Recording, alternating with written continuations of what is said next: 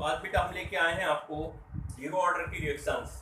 देखो zero order reaction बेटा क्या होती हैं, इसके एग्जाम्पल सीखते हैं हर के जीरो ऑर्डर रिएक्शन के, और साथ ही साथ बेटा फिर इसका इंटीग्रेटेड रेट लॉ देखेंगे क्या होता है। हम लोगों ने बेटा ऑर्डर ऑफ रिएक्शन सीख लिया, दो मेथड देखे थे ऑर्डर ऑफ रिएक्शन निकालने के। अगर हमको यूनिट पता है के की तो हम ऑर्डर ऑफ रिएक्शन बेटा बता सकते हैं। अगर हमको बेटा इनिशियल कंसंट्रेशन पता है, मींस इनिशियल कंसंट्रेशन और के की वैल्यू पता है, तो बेटा हम order of reaction according to rate law expression से बता सकते हैं। तो दो मेथड बेटा हमने सीखे हैं ऑर्डर ऑफ रिएक्शन निकालने के। अब आती है बेटा जीरो ऑर्डर रिएक्शन होती क्या है। देखो जीरो ऑर्डर रिएक्शन बेटा वो रिएक्शंस होती हैं जिनकी रिएक्शन कंसंट्रेशन पर डिपेंड नहीं करती। ऐसी रिएक्शंस जिनकी रेट कंसंट्रेशन पर डिपेंड ना करे, ऐसी रिएक्शन को बेटा जीरो ऑर्डर रिएक्शन कहते हैं। तो डेफिनेशन क्या लिखोगे बेटा, डेफिनेशन ये लिखोगे कि वो रिएक्शंस जिनकी रेट कंसंट्रेशन पर डिपेंड ना करे, ऐसी रिएक्शन को जीरो ऑर्डर रिएक्शन कहते हैं। जैसे मान लो बेटा हमारे पास एक जनरल एग्जांपल है, ए से कोई प्रोडक्ट बेटा फॉर्म हुआ, हमने कहा कि जीरो ऑर्डर रिएक्शन है, हमने ये कहा कि जीरो ऑर्डर रिएक्शन है, तो इसका रेट लॉ एक्सप्रेशन तो बेटा लिख ही सकते हो। आर इक्वल टू क्या भाई, ए की पावर बेटा ये कितनी होगी, जीरो, क्योंकि जीरो ऑर्डर रिएक्शन है तो एन की वैल्यू बेटा जीरो होगी और जीरो यहाँ लगा दोगे। किसी की भी पावर जब भी जीरो हो तो बेटा हमेशा उसकी वैल्यू वन होती है, तो इसका मतलब यहाँ से आर इक्वल टू बेटा क्या हो जाएगा के। अब देखो बेटा रेट पे यहाँ कहीं कंसंट्रेशन टर्म आ रहा है, भाई रिएक्शन की रेट जो इक्वल है वो काय के इक्वल है, रेट कांस्टेंट के, मींस कांस्टेंट है। रिएक्शन की रेट क्या दिख रही है आपको, कांस्टेंट दिख रही है। तो कांस्टेंट का मतलब बेटा ये हुआ कंसंट्रेशन तो है ही नहीं, कंसंट्रेशन टर्म ही गायब हो गया। जब कंसंट्रेशन है ही नहीं तो बेटा रेट कंसंट्रेशन पे डिपेंड कैसे करेगी, समझ रहे हैं ना बात को। तो रेट बेटा कांस्टेंट होती है इसकी, मींस ऐसी रिएक्शंस, वो रिएक्शंस जिनकी रेट कंसंट्रेशन पर डिपेंड ना करे, मींस इंडिपेंडेंट हो, ऐसी रिएक्शन को बेटा जीरो ऑर्डर रिएक्शन कहते हैं। या हम बेटा ये भी कह सकते हैं वो रिएक्शंस जिनकी रेट ना तो कंसंट्रेशन पर डिपेंड करे ना ही रेट पर डिपेंड करे, सॉरी ना ही कंसंट्रेशन पर डिपेंड करे ना ही टाइम पर डिपेंड करे, ना टाइम पर डिपेंड करे ना कंसंट्रेशन पर डिपेंड करे, ऐसी रिएक्शन को जीरो ऑर्डर की रिएक्शन कहते हैं। मतलब क्या हुआ बेटा, मतलब बेटा ये हुआ कि जीरो ऑर्डर की रिएक्शन में कंसंट्रेशन का रोल कोई भी नहीं है, उनकी रेट एक फिक्स रेशियो से चल रही है तो बेटा चलती ही रहेगी। बात क्लियर है। तो यहाँ से बेटा आपको ये बात क्लियर हो गई, यूनिट निकाल लोगे भाई, के की यूनिट जो होगी वो भी बेटा जीरो ऑर्डर रिएक्शन की यूनिट होगी, निकाल लोगे ना यूनिट इसकी क्या होती है, मोल पर लीटर बेटा इसकी होती है। क्या यूनिट बताओ इसकी क्या आएगी जीरो ऑर्डर रिएक्शन की, जीरो ऑर्डर की बेटा यूनिट आएगी मोल पर litre 1 minus N time inverse.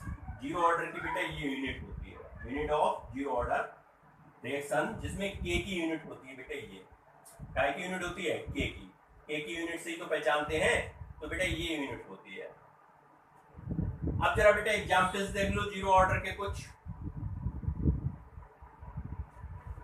Hydrogen और क्लोरीन बेटा को जब सनलाइट में रखते हैं एच न्यू की प्रेजेंस में तो 2HCl बेटा बनता है। ये जीरो ऑर्डर रिएक्शन का बेटा एग्जांपल है। Photochemical reaction generally zero order reaction zero order kinetic को शो करती हैं। रेट लिखो बेटा, रेट चूंकि एक्सपेरिमेंटल होता है भाई, रेट कैसे लिखोगे, जब रेट ला बेटा आपको आता होगा, और रेट ला में बेटा ऑर्डर पता होना चाहिए, ऑर्डर क्या होती है एक्सपेरिमेंटल, तो ये क्या हो जाएगा बेटा H2 की पावर 0 एंड बेटा Cl2 की पावर 0। तो बेटा इसका RLE रेट ला एक्सप्रेशन ये होगा। अरे भाई दोनों रिएक्टेंट की कंसंट्रेशन 0 होगी तो ये बन हो जाएंगे, तभी तो रेट के बराबर होगी बेटा। तो पहला एग्जाम्पल ये हो गया। सेकंड एग्जाम्पल बेटा देखो, अगर किसी भी गैस को किसी सॉलिड की सरफेस पर पास करा दें, मींस बेटा उस पर आप डाल दो गैस को, मान लो किसी भी सॉलिड के सरफेस पर बेटा डाल दिया तो गैस का डिकम्पोजिशन हो जाता है। क्या हो जाता है बेटा, गैस का डिकम्पोजिशन। ये डिकम्पोज होगी, ये भी जीरो ऑर्डर को बेटा फॉलो करती है, NH3 की पावर 0। ये बेटा इसका RLE होगा, rate law expression, rate law expression. क्या ये बातें समझ में आ रही है बच्चों तुमको?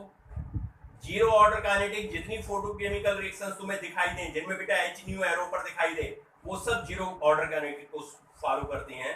और बेटा कोई भी गैस चाहे NH3 हो चाहे PH3 हो किसी सॉलिड जैसे PT PD किसी पर भी बेटा इसको पास करेंगे तो ये डिकम्पोज हो जाएगा। Decomposition of gas on the surface of solid catalyst zero order kinetic को क्या करता है बेटा ये शो करता है। जीरो ऑर्डर रिएक्शन देखकर कभी नहीं पहचान पाओगे जब तक बेटा लिखा ना हो या आपको उसके के की वैल्यू ना पता हो तो बेटा आप जीरो ऑर्डर रिएक्शन को नहीं बता पाओगे।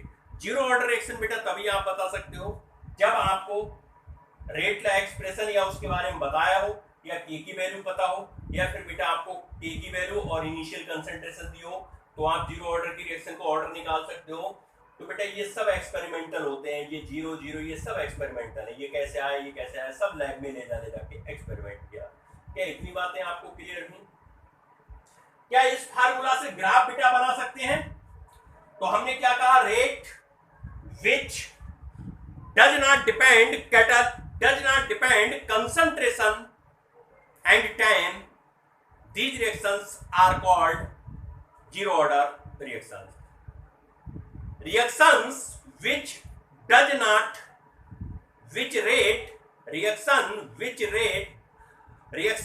जिनकी रेट कंसंट्रेशन और टाइम पर डिपेंड ना करे वो बेटा कहलाती हैं क्या, zero order reaction.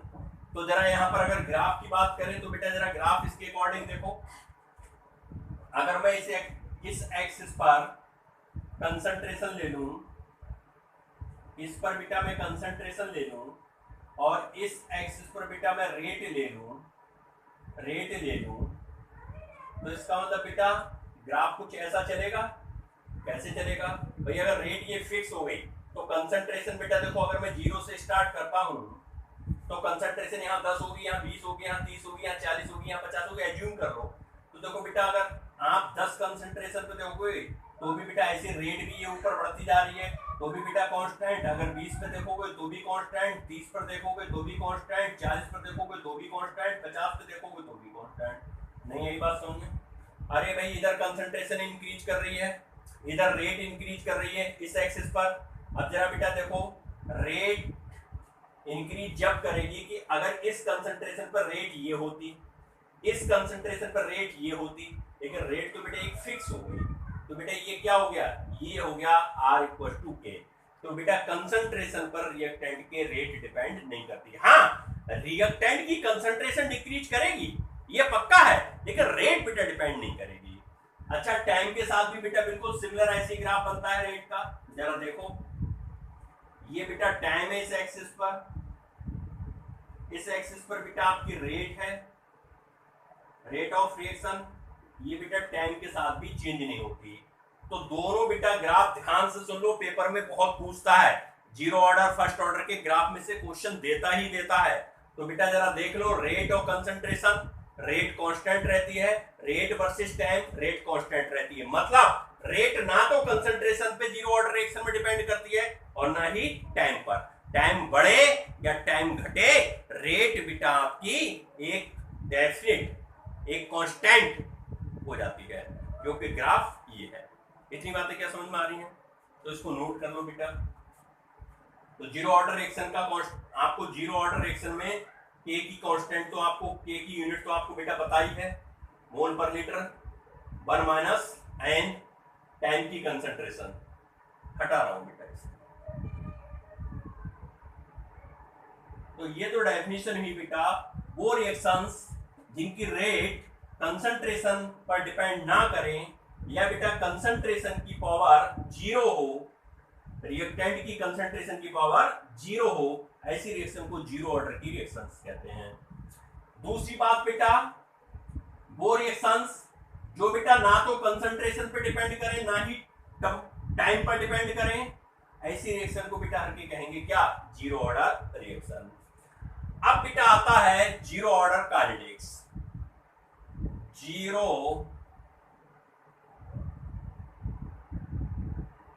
Order kinetics बड़ा इंपॉर्टेंट है बेटा, जरा ध्यान से सुनना है, बहुत ही इंपॉर्टेंट है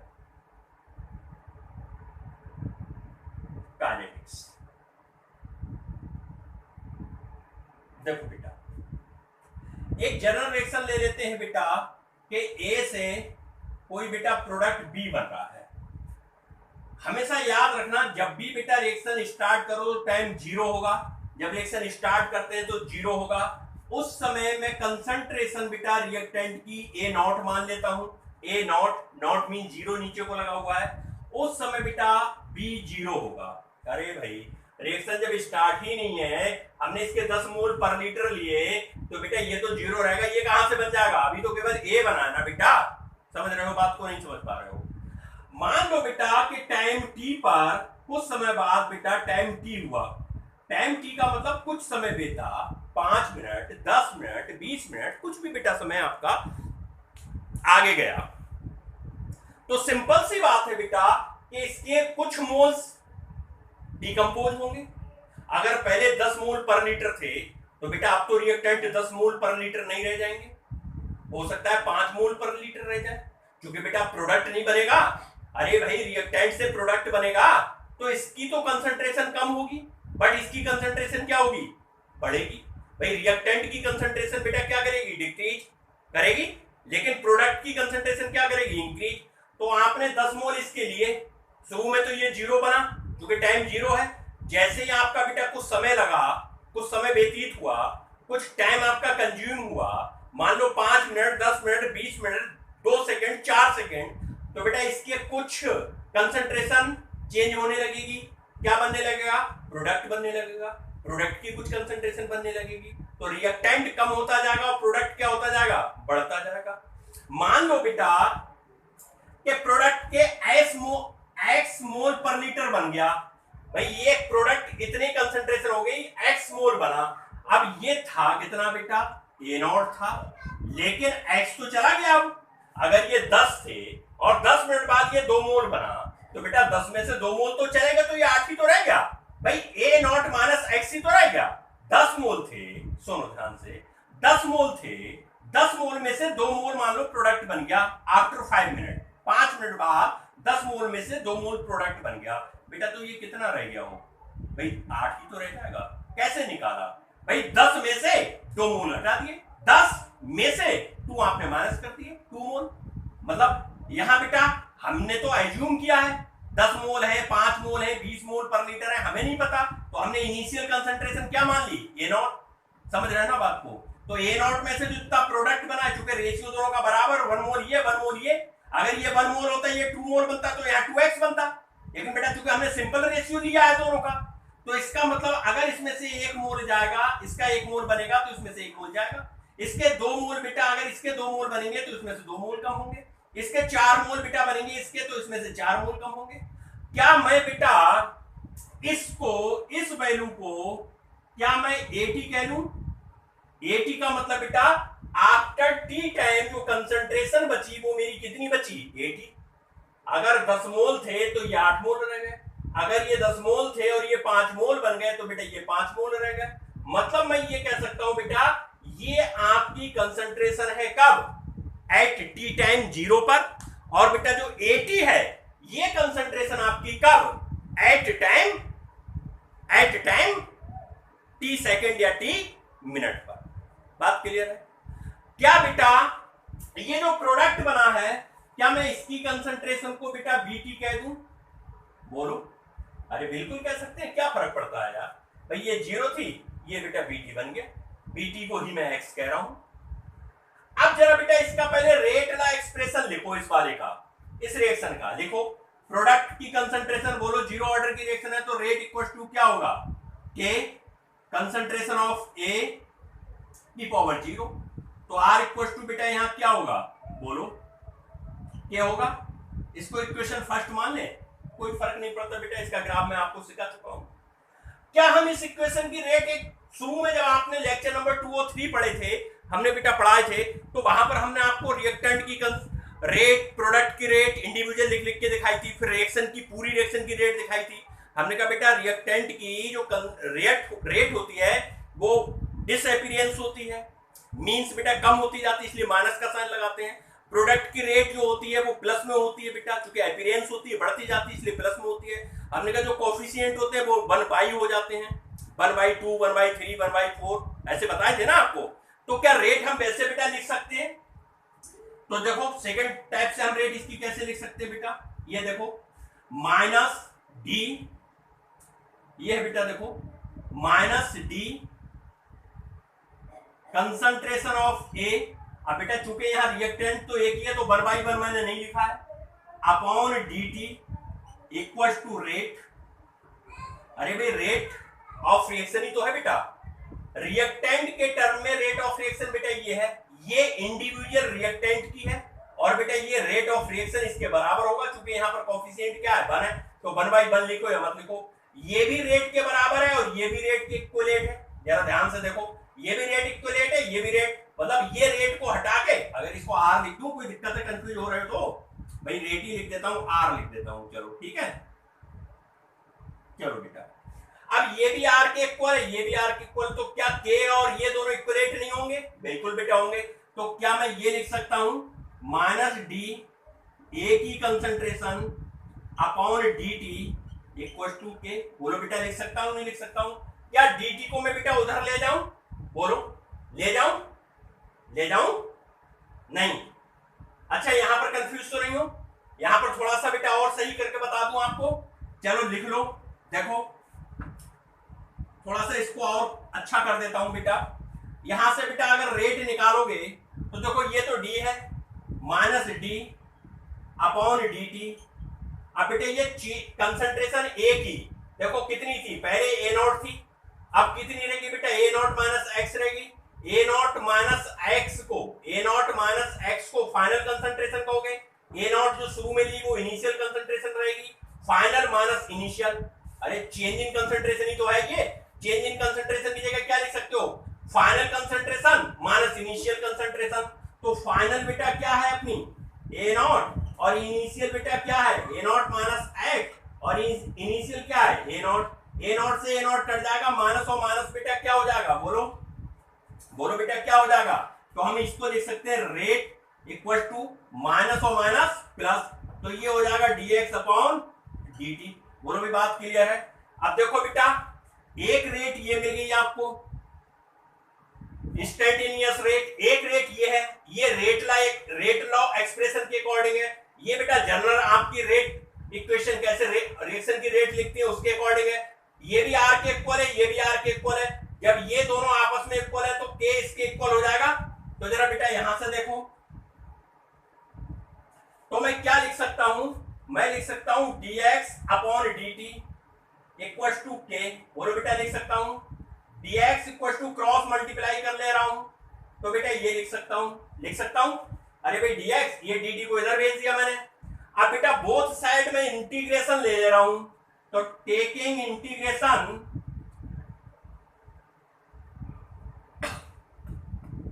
take integration in both side, दोनों साइड में बेटा इंटीग्रेशन लो, इंटीग्रेशन ये होता है, तो ये हो जाएगा dx इक्वल टू के कांस्टेंट है बेटा बाहर आ जाएगा dt। बोलो भाई इंटीग्रेशन और ये डिफरेंशिएशन एक दूसरे के क्या होते हैं, उल्टे होते हैं बेटा, ये कट जाएंगे। हालांकि तरीका ये नहीं है, तरीका ये है बेटा कि पहले लिमिट लिखो। लिमिट कैसे लिखोगे, upper limit lower limit upper limit. अब देखो टाइम जीरो है, देखो बेटा ध्यान से, टाइम जीरो है, टाइम क्या है बेटा जीरो, तो जीरो टाइम ये लोअर लिमिट हुई, और फिर बेटा टी टाइम बात पूछ रहे हैं तो ये अपर लिमिट हुई। जीरो टाइम पर बेटा x बना ही नहीं है तो ये जीरो हुआ, और बेटा जैसे ही टी टाइम हुआ तो ये बन गया कितना x, तो जीरो और x। फिर से सुनो भाई, टाइम जीरो था, x बना ही नहीं है, x बेटा है ही नहीं अपने पास, x तो बेटा वो कंसंट्रेशन है जो t सेकंड के बाद इसमें से डिसोसिएट हुई है या ये फॉर्म हुई है। भाई प्रोडक्ट की कंसंट्रेशन फॉर्म हुई है और रिएक्टेंट की कंसंट्रेशन डिसोसिएट हुई है, डिकम्पोज हुई है या कंज्यूम हुई है, तो बेटा वो टाइम है। तो जीरो टाइम पर तो x हमारे पास जीरो है, लेकिन टी टाइम पर बेटा ये देखो टी टाइम पर हमारा x ये फॉर्म हो गया। बात क्लियर हो रही है? ये कंज्यूम हो गया, एक ही बात है, यहाँ कंज्यूम वर्ड है और यहाँ बेटा फॉर्म्ड वर्ड है।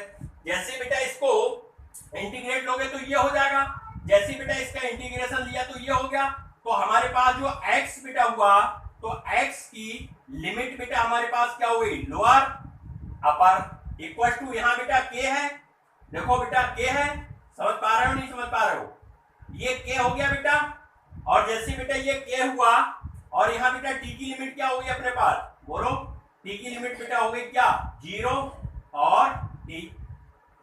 बोलो क्लियर है क्या, कंफ्यूज तो नहीं हो कहीं पर, समझ में आ रही है ना सब बातें, क्लियर हो रहा है बेटा। तो ये बेटा अगर इसको सॉल्व करोगे तो ये तो x हो जाएगा, ये k हो जाएगा बेटा, ये t हो जाएगा, ये हमारी इक्वेशन आ जाएगी। बोलो कहीं कंफ्यूज हो क्या, अरे भाई डिफरेंशिएशन और इंटीग्रेशन अपोजिट होते हैं, ये तो दोनों मर गए बेटा, ये दोनों मर गए, तो t की लिमिट क्या है 0 से t और x की क्या है 0 से x, समझ रहे हो ना बेटा। तो ये क्या आएगा x माइनस 0, ये क्या आएगा बेटा k तो बाहर है, t माइनस 0, तो t में माइनस 0 करोगे तो t बचेगा, kt हो जाएगा, x माइनस 0 x में से 0 करोगे तो x बचेगा, तो इक्वल टू बेटा क्या हो जाएगा, x equal to k multiply t। अब बेटा देखो k की वैल्यू अगर हमें पता है रेट कांस्टेंट की, और हमें टाइम बेटा पता है 5 मिनट 10 मिनट, तो बेटा हम कंसंट्रेशन निकाल सकते हैं, रिएक्टेंट का कितना कंसंट्रेशन चला गया, प्रोडक्ट का कितना कंसंट्रेशन बन गया, अरे ये काय की कंसंट्रेशन है, रिएक्टेंट की कंसंट्रेशन कितनी कम हो गई, समझ रहे हो। x हमें पता चल जाए, ये वैल्यू हमें पता चल जाए कि इतना डिकम्पोज हो गया, तो हम इनिशियल में से ये घटा देंगे तो हमें टी टाइम के बाद ये कंसंट्रेशन मिल जाएगी, फाइनल कंसंट्रेशन ये हमारी। और बेटा जितना x बनेगा वही प्रोडक्ट की कंसंट्रेशन है, देखो प्रोडक्ट इतना बन जाएगा। आपसे कहें क्वेश्चन में कि 5 सेकंड बाद बताओ प्रोडक्ट की कंसंट्रेशन क्या है, प्रोडक्ट कितना फॉर्म हुआ, अगर हमको रिएक्टेंट की इनिशियल कंसंट्रेशन बेटा दी है तो 5 मिनट के बाद हम के हमें पता होगा, टी की वैल्यू लगा लेंगे तो बेटा हमें एक्स पता चल जाएगा, इतना प्रोडक्ट बन गया। हमसे 5 मिनट बाद रिएक्टेंट कितना रह गया, रिएक्टेंट कितना रह गया, तो बेटा 5 मिनट बाद हम एक्स की वैल्यू निकाल लेंगे, और एक्स की वैल्यू जैसे ही यहां रखेंगे तो बेटा इनिशियल कंसंट्रेशन में से एक्स घटाएंगे तो बेटा फाइनल कंसंट्रेशन हमें रिएक्टेंट की मिल जाएगी। क्या यहां से आपको कुछ समझ में आ रहा है, जरा इस इक्वेशन को ध्यान से यहां देखो बेटा, AT equal to A not minus x मैंने लिखा है, यहां समझ में आ रहा है भाई AT किसके बराबर है, A नॉट माइनस एक्स के बराबर है। अगर मैं इस यहां से बेटा उठाऊं और ये वैल्यू एक्स के वहां पुट कर दूं तो मेरे पास क्या आएगा, जरा देखो बेटा, मैं यहां पर लिख देता हूं, यहां पर ध्यान दो, ये ध्यान दो बेटा, बोलो बेटा क्या बचेगा बेटा, जरा देखो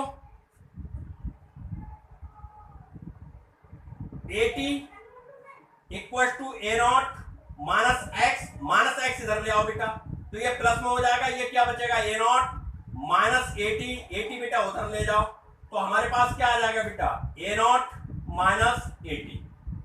बोलो भाई ये बात क्या क्लियर है, क्या बेटा मैं ये वैल्यू यहां पुट कर दूं, देखो ये वैल्यू मैं बेटा यहां पुट कर दूं, बिल्कुल कर दूं, तो मेरे पास क्या आ जाएगा A not minus AT equal to आ जाएगा KT, आ जाएगा बेटा। अब बेटा जरा KT को इधर ले आओ, तो हो जाएगा KT equal to A not minus AT। बोलो बेटा यहां से बेटा अगर मैं K निकालूं तो बेटा ये हो जाएगा A not minus AT upon बेटा क्या हो जाएगा T। ये बेटा जो है यही हमारी कहलाएगी क्या, integrated rate equation for zero order reaction, जिसको हम कहते हैं zero order kinetics, integrated rate equation है बेटा। ये यहां है क्या क्या, जरा इससे बेटा देख लो, यहां देख लो बेटा, K इक्वल टू क्या है, रेट कांस्टेंट, रेट कांस्टेंट बेटा, A नॉट क्या है, initial concentration of reactant, AT बेटा क्या है, final concentration at any time T time पर बेटा जो कंसंट्रेशन बची वो AT है। T बेटा क्या है, T बेटा क्या है, टाइम। बोलो भाई चारों बातें क्लियर हो रही हैं, कहीं कंफ्यूजन बोलो कहीं कंफ्यूजन तो बेटा नहीं दिख रहा है? क्लियर है कॉन्सेप्ट? सब कुछ समझ में आ रहा है? यहाँ तो कंफ्यूज नहीं हो। ये मैथ्स वालों को तो बेटा बहुत आसानी से समझ में आ रहा होगा, ठीक है? मैथ्स वालों को तो बेटा आसानी से आ रहा होगा। x इक्वल टू KT है बेटा, यही बेटा कंसंट्रेशन ऑफ प्रोडक्ट, ये तो कंसंट्रेशन ऑफ रिएक्टेंट वाला हो गया। कंसंट्रेशन ऑफ प्रोडक्ट कर ले तो ये x की जगह क्या लिख सकते हो? देखो BT लिख सकते हो, तो BT इक्वल टू KT बेटा हो जाएगा। हो जाएगा। x की जगह हम लिख क्या सकते हैं बेटा? x हमें पता है, देखो रिएक्टेंट के बारे में बात कर रहे हैं, रिएक्टेंट, ये रिएक्टेंट के टर्म में आ गए, रिएक्टेंट के बारे में बात कर रहे हैं। तो बेटा देखो ये हम ये वैल्यू हमने पुट करी है, ये वाली वैल्यू हमने बेटा कहाँ पुट की है? यहाँ पुट की है। देखो ये, तो बोलो इतनी बातें समझ में आ रही हैं? कंफ्यूजन तो नहीं है बेटा? बिल्कुल। जरा ग्राफ देख लो बेटा, बड़ा इंपॉर्टेंट ग्राफ है इसका। देखो बेटा ग्राफ बताता हूं मैं।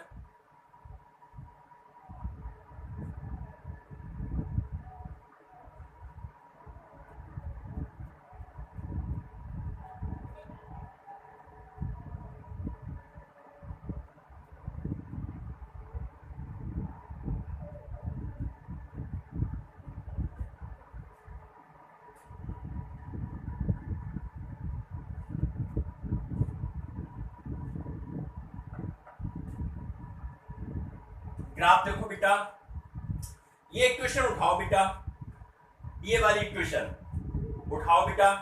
देखो क्या है ये इक्वेशन बेटा? है a not minus AT equal to KT. अब बेटा जरा देखो, अगर मैं ए नॉट को बेटा इधर ले जाऊं, ए नॉट को ऐसा कर लो बेटा, ऐसा लिख लेते हैं कि KT equal to A not minus KT। बोलो लिख सकते हो, एक ही बात है बेटा, कोई फर्क नहीं पड़ता। AT इधर ले आओ तो बेटा AT का में आ जाएगा प्लस में, ये हो गया ए नॉट और माइनस बेटा क्या हो गया? KT। जरा कंपेयर करो बेटा, y equal to mx plus c से करो बेटा कंपेयर। भाई ये क्या है बेटा? c क्या होता है? इंटरसेप्ट होता है। m बेटा क्या होता है? स्लोप को बताता है। ये वेरिएबल है, x और y वेरिएबल होते हैं। तो x एक्सिस पर टाइम ले लो, y पर बेटा कंसंट्रेशन ऑफ रिएक्टेंट ले लो। तो देखो जरा, अगर कंसंट्रेशन ऑफ रिएक्टेंट और टाइम के वर्सेस अगर हम ग्राफ बेटा प्लॉट करें, इस एक्सिस पर बेटा y पर लेना है कंसंट्रेशन। AT क्या है? बोलो बेटा, अरे भाई AT क्या है? AT है कंसंट्रेशन ऑफ रिएक्टेंट, है ना बेटा? तो ये कंसंट्रेशन है बेटा। अब बेटा देखो ये है माइनस, माइनस ये बताता है कि बेटा जो स्लोप है वो नीचे को आ रहा है। अगर ये प्लस साइन होता तो बेटा बताता ऊपर को। अब बेटा ये ए नॉट, ये सी से कंपेयर करो। ए नॉट बेटा इंटरसेप्ट होता है, सी कहता है इंटरसेप्ट को बताता है, तो ये 0 है। यहां तक बेटा ये पॉइंट अपना ए नॉट हुआ, इनिशियल कंसंट्रेशन। भाई इनिशियल कंसंट्रेशन बेटा है टाइम के साथ साथ क्या कर रही है? डिक्रीज। तो बेटा जो इसका ग्राफ कुछ आएगा वो बेटा ऐसे आएगा। कैसा आएगा? ऐसे आएगा। ये स्लोप है बेटा। अब स्लोप कैसा है बेटा? स्लोप नेगेटिव है। किसके बराबर है? देखो m की कंपेयर कहां से कर रहे हो? k से। तो स्लोप बेटा माइनस के इक्वल है, ये स्लोप है। नेगेटिव क्यों है? क्योंकि माइनस साइन है बेटा, इसलिए नीचे को आ रहा है। अगर ये प्लस होता तो ये ऐसे आगे को बढ़ता। बात क्लियर है क्या? कंफ्यूजन तो नहीं है बेटा? बिल्कुल समझ में आ रहा है ना बेटा? कहीं कंफ्यूज तो नहीं हो? बाई एक्सिस पर बेटा कंसंट्रेशन ऑफ रिएक्टेंट ले लिया। अरे इधर से आओगे तो रिएक्टेंट की कंसंट्रेशन 80 बेटा डिक्रीज करेगा, तभी तो 0 पे आओगे। ये फाइनल इनिशियल कंसंट्रेशन है, रिएक्शन यहीं से तो स्टार्ट होगी। तो टाइम के साथ साथ बेटा देखो क्या हो रहा है? कंसंट्रेशन घट रही है। अरे भाई अगर टाइम यहाँ देखें, इस पॉइंट पर देखें, तो इस पर बेटा ये टाइम है हमारा। तो बेटा देखो रिएक्टेंट की कंसंट्रेशन ये हो गई। इस टाइम पर बेटा देख लो, टाइम बेटा बढ़ा लेकिन कंसंट्रेशन कम हो गई। तो टाइम के साथ बेटा कंसंट्रेशन क्या हो रही है? कंसंट्रेशन टाइम के साथ डिक्रीज करती है। लेकिन रेट मैंने बताया था बेटा, रेट जो होती है ना, रेट कंसंट्रेशन पे ही डिपेंड नहीं करती है। और जब कंसंट्रेशन पे डिपेंड नहीं कर रही है तो बेटा फिर टाइम से क्या लेना देना है? फिर टाइम पर भी डिपेंड नहीं करेंगे। बोलो ग्राफ क्लियर है बेटा, ये समझ में आ रहा है, इसे नोट करो बेटा। अच्छा, क्या अगर प्रोडक्ट की कंसंट्रेशन के टर्म में बेटा बनाना हो ग्राफ तो कैसे बनाओगे भाई? देखो, तो ये x इक्वल टू क्या होगा, हमने बताया था कि x कंसंट्रेशन है काय की, प्रोडक्ट की, और बेटा रिएक्टेंट की इतनी कम हुई, प्रोडक्ट की इतनी बड़ी, ये Bt के बराबर है, तो ये बेटा Bt इक्वल टू क्या हो जाएगा, A × T। तो B बढ़ेगी बेटा कंसंट्रेशन, ग्राफ देख लो, यहां देख लो, छोटा सा ग्राफ दिखा देता हूं मैं, ये है Bt। Bt का मतलब बेटा क्या बोलो, Bt का मतलब concentration of product, concentration of product पूछ सकता है ग्राफ। ये बेटा टाइम है, ये बेटा क्या है अपने पास, टाइम है, ये है बेटा अपने पास टाइम। और बात क्लियर हो रही है बच्चों, कंफ्यूज तो नहीं हो कहीं?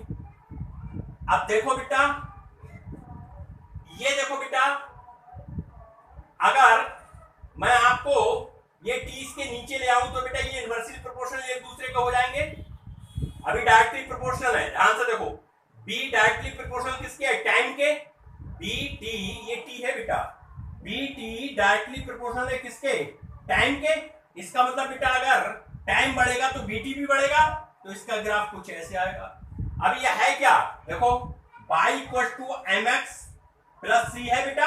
अब यहां मैं जीरो मान लू, कोई फर्क तो नहीं पड़ता, तो इंटरसेप्ट तो बेटा कुछ है नहीं, इसलिए यहां से जीरो से स्टार्ट किया। अगर यहां कुछ होता तो बेटा ये ग्राफ ऊपर से स्टार्ट होता। अब के बेटा क्या बताता है, स्लोप को। अब ये प्लस में वैल्यू है देखो, तो बेटा स्लोप ऊपर को जाएगा। अगर ये माइनस में होता के, तो बेटा नीचे को आता। टी पर क्या है, एक्स एक्सिस पर क्या है, टाइम, ये एक्स एक्सिस पर टाइम हो गया। वाई पर क्या है, कंसंट्रेशन ऑफ प्रोडक्ट। तो ये स्लोप जो बना वो काय का बेटा आया, किसके इक्वल आया, के इक्वल आया। स्लोप बेटा किसके इक्वल आया, के। और कंफ्यूजन है कहीं क्या, क्या समझ बातें आ रही है बेटा, कंफ्यूज तो नहीं हो, यहाँ कहीं कंफ्यूज तो बेटा नहीं हो। एक्स की वैल्यू हमने आपको बता दी कैसे रखी, सब चीजें क्लियर है। चलो बेटा अब इसे मैं हटा रहा हूं, नोट कर लो इसे, ये हटा रहा हूं, ये नोट करो, ये नोट करो। अब बेटा मैं आपको सिखाता हूं कि जीरो ऑर्डर रिएक्शन के लिए टी हाफ क्या होता है। इसको बेटा कहते हैं हाफ लाइफ टाइम या half life period. T half क्या होता है जीरो ऑर्डर के लिए बेटा। तो बेटा देखो, हाफ लाइफ पीरियड होता क्या है, पहले ये समझो। हाफ लाइफ पीरियड बेटा होता है ना, इसको डिनोट करते हैं टी हाफ से। अच्छा बेटा, इसको ऐसा लिखा मिले तो भी एक ही बात है, टी 50%, दोनों का मीन्स एक ही है। ऐसा बेटा लिखा मिले तो भी यही मतलब है, ऐसा लिखे तो भी यही मतलब है। दोनों में से कुछ भी बेटा लिखा मिले एक ही मीन्स है। होता क्या है बेटा, यार देखो, जब कोई भी रिएक्शन, वह टाइम जिसमें कोई भी रिएक्शन अपनी इनिशियल कंसंट्रेशन का 50% कंप्लीट हो जाए। फिर से सुनो बेटा, हमने कहा कोई भी रिएक्शन अपनी इनिशियल कंसंट्रेशन का 50% कंप्लीट हो जाए। मतलब बेटा क्या हुआ, मतलब ये हुआ कि अगर आपने किसी रिएक्टेंट के 10 मोल लिए और 20 मिनट के बाद बेटा उसके 5 मोल खत्म हो गए, तो 10 का 50% 5 ही तो हुआ, तो 50% कंप्लीट हो गई रिएक्शन। उस टाइम को बेटा कहते हैं, उस रिएक्शन का हाफ लाइफ पीरियड या हाफ लाइफ टाइम, एक ही बात है, हाफ लाइफ टाइम या हाफ लाइफ पीरियड। वह समय जिसमें कोई भी रिएक्शन बेटा अपनी इनिशियल कंसंट्रेशन का 50% कंप्लीट हो जाए, अपनी इनिशियल कंसंट्रेशन का, या हम कह सकते हैं वह रिएक्शन जो बेटा, वह रिएक्शन, वह टाइम जिसमें कोई भी रिएक्शन 50% कंप्लीट हो जाए, 50% रिएक्शन खत्म हो जाए, उस टाइम को बेटा कहते हैं क्या, हाफ लाइफ पीरियड। क्या बात क्लियर है? हमने कहा बेटा मान लो कि किसी की कंसंट्रेशन 10 है और बेटा ये 10 से 5 रह गई और इसमें आपका टाइम लगा 10 मिनट, तो बेटा इस इक्वेशन का जो हाफ लाइफ पीरियड होगा वो कितना होगा, 10 मिनट होगा। ये बेटा क्या है, 10 मिनट, 10 मिनट का होगा हाफ लाइफ पीरियड। ये बेटा क्या है, इनिशियल कंसंट्रेशन, ये कितनी रह गई, हाफ रह गई। हाफ का मतलब बेटा कितनी, बोलो, A0/2। क्या बेटा आपको याद आ रहा हो क्या हम लोगों ने अभी देखा था कि जो AT बीटा होता है वो इक्वल टू होता है A नॉट माइनस एक्स के, हमने आपको सिखाया था, सिखाया बेटा या नहीं सिखाया? इसका मतलब बेटा ये जो AT है जो फाइनल कंसंट्रेशन है, यही तो बेटा ये है, तो हम क्या कर सकते हैं इसको AT नहीं कह सकते हैं। अरे नहीं, यही बात सुन, 10 मिनट में इनिशियल कंसंट्रेशन A नॉट थी, 10 मिनट बाद इसको टी हाफ कह रहे हैं, ये बेटा 10 से 5 रह गई। अगर इनिशियल A नॉट थी तो A नॉट बाई 2 रह जाएगी, A नॉट बाई 2 ही तो बेटा क्या है, AT नहीं है। अरे भाई अब ये इनिशियल कंसंट्रेशन, ये फाइनल कंसंट्रेशन, आधी रहेगी ना, आधी ये फाइनल कंसंट्रेशन हो गई, और फाइनल को ही तो हर के क्या कह रहे हो, AT कह रहे हो नहीं कह रहे हो? बात क्लियर है बेटा? अभी आपने इक्वेशन बेटा पढ़ी थी कि K इक्वल टू बेटा होता है A not minus AT upon T, बोलो अभी पढ़ी थी? अभी तो बेटा इंटीग्रेटेड इक्वेशन यही तो पढ़ के लाए हो जीरो ऑर्डर के लिए। तो K equal to A not, AT की जगह बेटा क्या लिख सकते हो अब, A नॉट बाई 2 अपॉन बेटा बोलो T की जगह T हाफ लिख सकते हो। अरे भाई टाइम कितना लगा, जो टाइम लगा वही तो T हाफ कहलाएगा, इनिशियल की हाफ रहेगी। भाई ये फाइनल कंसंट्रेशन है, ये इनिशियल कंसंट्रेशन, तो इनिशियल कंसंट्रेशन की हाफ रहेगी, इनिशियल की हाफ रह जाना ही फाइनल है, तो AT की जगह A नॉट बाई 2 कर दिया बेटा।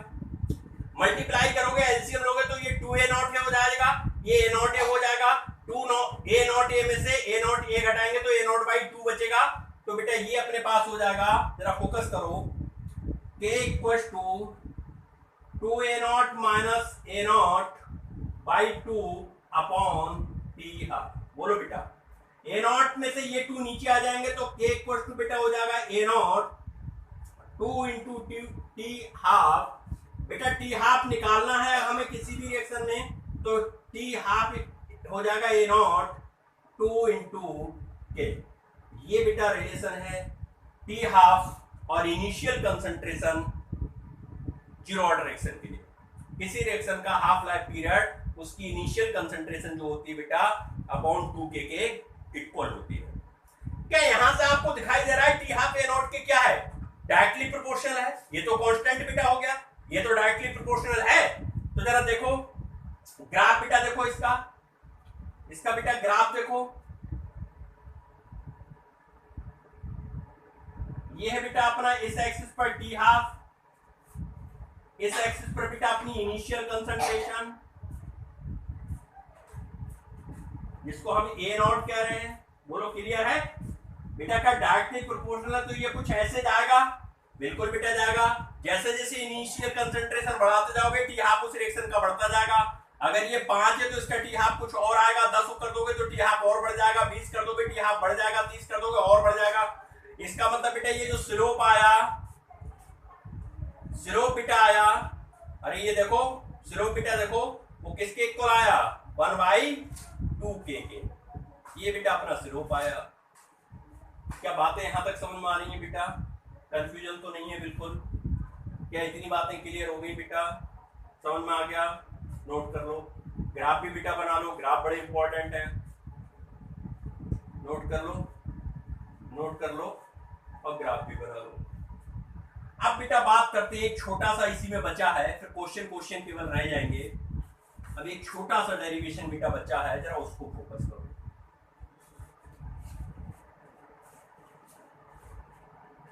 और वो है बेटा life time period, life time period, और इसको बेटा डिनोट करेंगे TLP से, लाइफ टाइम LT से बेटा, इससे डिनोट करेंगे। देखो बेटा इसमें क्या होगा, इसमें बेटा T इक्वल टू तो अब अपना हो जाएगा T लाइफ टाइम। अब बेटा रिएक्शन वह टाइम जिसमें कोई भी रिएक्शन कंप्लीट हो जाती है, कंप्लीट का मतलब बेटा फाइनल कंसंट्रेशन खत्म हो जाए, कंसंट्रेशन बचे ही ना। अरे रिएक्टेंट की कंसंट्रेशन नहीं बचेगी तभी तो रिएक्शन कंप्लीट होगी, प्रोडक्ट पूरा बन जाएगा। तो वह टाइम जिसमें कोई भी रिएक्शन कंप्लीट हो जाती है, मतलब उसकी कंसंट्रेशन बेटा फाइनल कंसंट्रेशन खत्म हो जाती है, जीरो हो जाती है, उस टाइम को बेटा कहते हैं लाइफ टाइम पीरियड या लाइफ टाइम ऑफ रिएक्शन। तो यहां बेटा जो फाइनल कंसंट्रेशन होगी वो जीरो हो जाएगी। क्या हो जाएगी बेटा? जीरो। और इनिशियल तो आपको पता ही है क्या, ए नॉट रहेगी। क्या ये बातें सब समझ में आ रही हैं? जरा वैल्यू लगाओ बेटा। के इक्वल टू होता है A not minus A T upon बोलो बेटा टी। अब बेटा चूंकि टी कौन सा वाला है, लाइफ टाइम है, तो लाइफ टाइम एल टी कर दूं, क्रॉस मल्टीप्लाई यहां से करोगे तो T L T equal to बेटा हो जाएगा ए नॉट। फाइनल कंसंट्रेशन तो बेटा अपनी हो गई जीरो अपॉन बेटा के। तो यहां से अगर टी एल टी देखोगे, लाइफ टाइम पीरियड देखोगे, तो ए नॉट अपॉन बेटा क्या हो जाएगा? के। ये फार्मूला बेटा हो जाएगा। बोलो भाई कहीं कंफ्यूजन है? बोलो बेटा कहीं कंफ्यूजन है? यहां कहीं बेटा कंफ्यूजन है? तुम्हें कंफ्यूज तो नहीं हो? बिल्कुल समझ में आ गया। एल टी का मतलब बेटा लाइफ टाइम। जब रिएक्शन कंप्लीट हो जाए, वह समय जिस पर कोई रिएक्शन कंप्लीट हो जाए, उस टाइम को बेटा कहते हैं लाइफ टाइम पीरियड। हमने क्या क्या फार्मूला सिखाया आपको? सबसे बेसिक सिखाया बेटा x इक्वल टू के टी, पहला फार्मूला, समझ रहे हो? उसके बाद बेटा हमने x की जगह आपको बताया ए नॉट माइनस ए टी लिख सकते हो। कैसे लिखोगे वो हमने सिखाया। दूसरा फार्मूला बेटा ये रिएक्टेंट की कंसंट्रेशन के टर्म में है। अगर बेटा इसको प्रोडक्ट की कंसंट्रेशन की टर्म में कर दे तो x equal to B T के था, तो बेटा ये हो जाएगा के टी। प्रोडक्ट 5 मिनट बाद कितना बना, प्रोडक्ट की कंसंट्रेशन क्या है? अगर के दिया है, टाइम दिया है, तो बेटा प्रोडक्ट की कंसंट्रेशन निकालोगे। अगर टाइम दिया है, के दिया है, तो बेटा रिएक्टेंट की कंसंट्रेशन आपका कितना x खत्म हो गया, मतलब फाइनल इनिशियल कंसंट्रेशन में से कितना चला गया, तो आप x निकाल लोगे। क्या इतनी बातें बेटा क्लियर है? थर्ड फार्मूला हमने नेक्स्ट फार्मूला बताया था आपको कि टी हाफ इक्वल टू बेटा होता है, अभी बिल्कुल बताया था। और वो बेटा हमने बताया था क्या, ए नॉट बाई 2 के, पढ़ाया था ना बेटा। और लाइफ टाइम बेटा हमने आपको लाइफ टाइम के लिए बताया था इक्वल टू बेटा होता है ए नॉट अपॉन के। इन 5 फार्मूला से कोई भी क्वेश्चन आपसे बेटा नहीं बचेगा। और हमने आपको एक रेट का फार्मूला बताया था, रेट इक्वल टू के होता है। इससे बेटा आपके ग्राफ, सभी ग्राफ भी मैंने सिखा दिए। 5 ग्राफ बेटा सिखाए, एक ग्राफ इसका सिखाया, एक इसका सिखाया, एक बेटा इसका सिखाया, एक इसका सिखाया, इसके 2 सिखाए, इसका 1 सिखाया, इसके 2 क्यों सिखाए, एक रेट वर्सेस कंसंट्रेशन सिखाया, स्ट्रेट लाइन, एक रेट वर्सेस टाइम सिखाया बेटा, वो भी स्ट्रेट लाइन। बोलो इतना क्लियर हो गया कॉन्सेप्ट? इसको बेटा एक बार प्रैक्टिस कर लो, लिख कर याद करो। अगर आप नोट्स नहीं बनाओगे, लिखोगे नहीं, तो आपको पढ़ने का कोई फायदा नहीं है। तो बेटा आप वीडियो लेक्चर मत देखो, कोई लाभ नहीं है। आपको जब फायदा मिलेगा बेटा, जब आप इसको लिख कर करोगे। बात क्लियर है क्या? तो बेटा ये अपना आज जीरो ऑर्डर की काइनेटिक्स कंप्लीट हो गई। अब इसके क्वेश्चंस नेक्स्ट लेक्चर में मैं कराऊंगा, फटाफट इसको कराता हूं। ओके बेटा, थैंक यू।